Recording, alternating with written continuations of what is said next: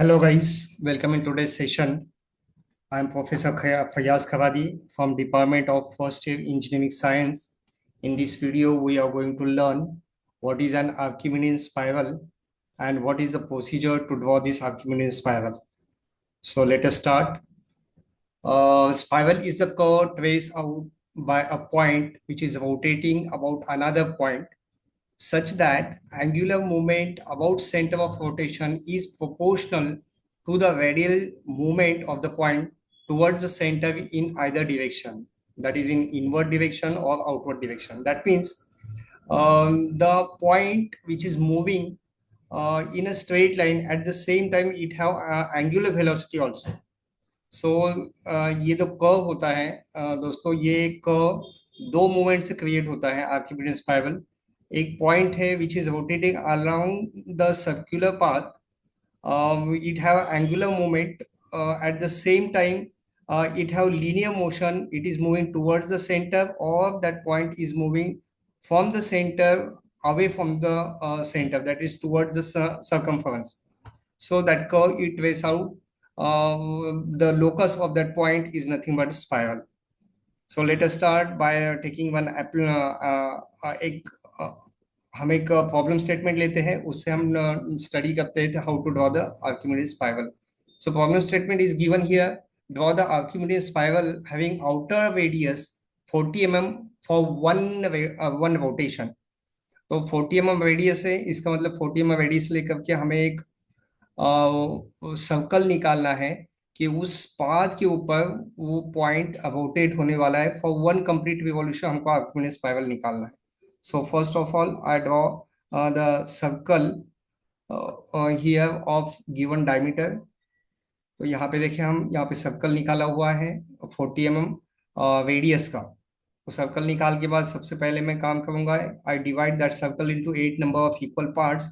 ये 8 number of equal parts मैंने इसलिए डिवाइड किया है क्योंकि एंगुलर मोशन दिया है हमको क्वेश्चन में for one complete rotation. One complete rotation के लिए हमको स्पाइरल दिया है, तो वो कंप्लीट रोटेशन मैं 8 पार्ट्स में डिवाइड करता हूं. तो ये सर्कल निकाला मैंने यहाँ पे 40 mm रेडियस का. फिर मैंने 8 पार्ट्स में इस सर्कल को डिवाइड किया है. One part will be of 45 degree. तो यहाँ पे मैंने, अब ये देखो, ये रोटेशन जो किया है 8 पार्ट्स को मैंने डिवाइड किया है, तो इसको नंबरिंग कैसे करना है. अगर वो पॉइंट्स एंटी क्लॉकवाइज डायरेक्शन से रोटेट करता है तो मैं फर्स्ट पार्ट को यहाँ पे 1 नंबर दूंगा, या वो पार्ट्स मैंने कंसिडर किया है कि वो क्लॉकवाइज डायरेक्शन में रोटेट करेगा, एंगुलर मोशन उसको क्लॉकवाइज होगी, तो ये पार्ट को मैं 1 नंबर दूंगा, to depend upon how that part is rotating. तो यहाँ तो क्वेश्चन में दिया नहीं है, तो इसलिए मैं कंसिडर करता हूँ that point is rotating anticlockwise direction. So मेरा फर्स्ट पॉइंट होगा, ये मेरा फर्स्ट पॉइंट होगा, ये सेकंड पार्ट होगा, ये third part, fourth, fifth, sixth, seventh and last is a 8. तो ये एंगुलर मोशन जो वन कंप्लीट रिवॉल्यूशन में उसकी होने वाली है, तो ये एंगुलर मोशन को मैंने 360 डिग्री को मैंने 8 पार्ट्स में डिवाइड किया है. अब एट द सेम टाइम वो पॉइंट जो है लीनियर मोशन भी होने वाली है उसकी, वो पार्ट्स की लीनियर मोशन भी होने वाली है. तो देखो, ये P point on the circumference है, यहाँ पे, यहाँ से उसका मोशन स्टार्ट हो रहा है, मैंने कंसिडर किया है, और it is moving towards the centre. जब ये कंप्लीट वन रोटेशन होने वाला है तो ये 40 mm डिस्टेंस इतना ट्रेवल करने वाला है, 40 mm डिस्टेंस. तो देखो, ये 40 mm डिस्टेंस जो है, ये पी से लेके ओ तक, इतने डिस्टेंस को मुझे 8 पार्ट्स में डिवाइड करना है. तो देखो, मैंने यहाँ पे 8 पार्ट्स में डिवाइड किया है, 1 2 3 4 5 6 7 और 8. और नंबरिंग कैसे होंगे, जब वो आउटर डायमीटर से सेंटर की तरफ मूव हो रहा है तो मैं उसको नंबरिंग दूंगा आउटर से इनसाइड. ठीक है, तो ये मैं 1 2 3 4 5 6 7 एंड लास्ट पार्ट मेरा 8 होगा. तो ये मेरा फर्स्ट पॉइंट होगा जो 0 0 पॉइंट्स पे बनेगा मेरा एंगुलर मोशन और लीनियर मोशन. ये मेरा 0 0 पॉइंट्स है, तो ये मेरा फर्स्ट पार्ट होगा 0. उसके बाद फर्स्ट पार्ट होगा मेरा, ये पी से, ये पी पॉइंट यहाँ से स्टार्ट हुआ है मूविंग करना, लीनियर डिस्टेंस अब 1 पे आया हो. एट द सेम टाइम उसका एंगुलर मोशन क्या हुआ है, पी से लेके ये 1 तक आएगा. तो ओ और 1, O1 इतना मैं डिस्टेंस कंपास में लूंगा, O एज अ सेंटर, और ये 1 नंबर की जो रेडियस है उसको मैं कट करूंगा एट पॉइंट P1. तो देखो, ये इतना डिस्टेंस ट्रेवल किया है, एट द सेम टाइम उसने इतना एंगुलर मोशन किया है। तो ये डिस्टेंस मैंने माइनस किया, और O1 इतना डिस्टेंस मैंने कंपास में लिया है। ओ एज अ सेंटर मैंने ओ के ऊपर रखा है, और ये 1 नंबर का रिवॉल्यूशन जो हुआ है उसका, उसको मैंने कट किया है एट पॉइंट P1। ठीक है, तो सेकंड पार्ट जो मैं कंसिडर करूंगा, सेकंड पॉइंट में मैं मैप करूंगा। अब वो पॉइंट 1 से 2 की तरफ मूव हुआ है, तो एट द सेम टाइम उसका रोटेशन भी हुआ है 1 नंबर से 2 नंबर तक। तो इतना डिस्टेंस मैंने लिया O2, इतना डिस्टेंस लेके मैंने ये 2 नंबर के रेडियस को जो मार्क किया मैंने उसको कट किया। फिर 2 से 3 तक उसका डिस्टेंस ट्रेवल लिया है, तो O3 इतना डिस्टेंस लिया है, और 3 नंबर का जो रेडियस मैंने मार्क किया है उसको मैंने कट कर दिया है एट पॉइंट P3। देखो ये मेरा P3 पे कट हुआ है। फिर 3 के बाद वो 4 की तरफ मूव है, तो इतना डिस्टेंस मैं कंपास में लूंगा O4, और ये 4 नंबर की रेडियस के ऊपर मैंने कट किया है एट पॉइंट P4, उसको मैंने नाम दिया P4। उसके बाद 4 से 5 की तरफ मूव हुआ है, तो O5 इतना डिस्टेंस लूंगा, और ये 5 नंबर की जो रेडियस आया है 4 से 5, उसका एंगुलर मोशन हुआ है, तो उसके ऊपर मैं कट करने वाला हूँ एट पॉइंट P5। ठीक है, वैसे ही मैंने 5 से 6 की तरफ ये मूव हुआ है linear distance, at the same time 5 से 6 एंगुलर मोशन हुआ है, तो O6 इतना डिस्टेंस मैंने कंपास में लिया है, O एज अ सेंटर। ये O और 6 नंबर की जो रेडियस मार्क की मैंने, उसके ऊपर मैंने कट किया O6। ठीक है, उसके बाद 6 to 7 पे आ गया, लेकिन 7 नंबर के रेडियस में ये है, तो यहाँ पे मैंने कट किया है O7 इतना डिस्टेंस लेके, और ये मेरा पॉइंट बन गया P7। और लास्ट वाला मेरा पॉइंट बन गया है सेंटर की तरफ आया 7 to 8, तो लास्ट मेरा पॉइंट ये है P8, इसको मैंने नंबर दिया P8। और ये जो मुझे पॉइंट्स मिले हैं, these points I will join by the smooth curve from P to P1 to P2, P3, P4, P5, P6, P7 and P8। तो ये मेरा इन साइड स्पाइरल बन गया।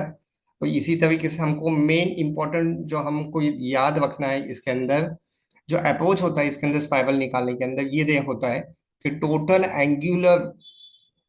रोटेशन टोटल एंगुलर रोटेशन को अगर मैं 8 पार्ट्स में डिवाइड करता हूँ, तो टोटल लीनियर डिस्प्लेसमेंट वो पॉइंट का कितना हुआ है, उतने डिस्टेंस को मैं 8 पार्ट्स में डिवाइड करूंगा, और फिर वो पॉइंट्स वो रिस्पेक्टिव रेडियस के ऊपर मैं कट करूंगा। तो उससे मेरा जो आर्क बनेगा वो आर्क का नाम होगा स्पाइरल। ठीक है, तो उसका प्रोसीजर मैंने यहाँ पे लिख दिया है, you can read that procedure if you don't understand. तो वो वीडियो आप फिर से वीडियो को पॉज करके आप उसको देख सकते हो। और प्रैक्टिस के लिए सेम मैंने यहाँ पे एक दूसरा प्रॉब्लम लिया है, समझने के लिए, कॉन्सेप्ट समझने के लिए। यहाँ पे देखो ये 2 रिवॉल्यूशन दिया है, 2 रिवॉल्यूशन। ओके, तो 2 रिवॉल्यूशन कितना, कैसे मैंने मार्क किया है यहाँ पे, 1 2 3 4 5 6 7 8, ये एक रिवॉल्यूशन बन गया। अभी उसी लाइन के ऊपर दूसरा रिवॉल्यूशन स्टार्ट होता है, तो यहाँ पे 9 10 11 12 13 14 15 और 16, ये दूसरा रिवॉल्यूशन बन गया। ठीक है, 2 रिवॉल्यूशन के लिए हमको ये बनाना है, इसके लिए अ, उसको मैंने 8 पार्ट्स में डिवाइड किया, और 2 रिवॉल्यूशन को मैंने नंबरिंग किया है।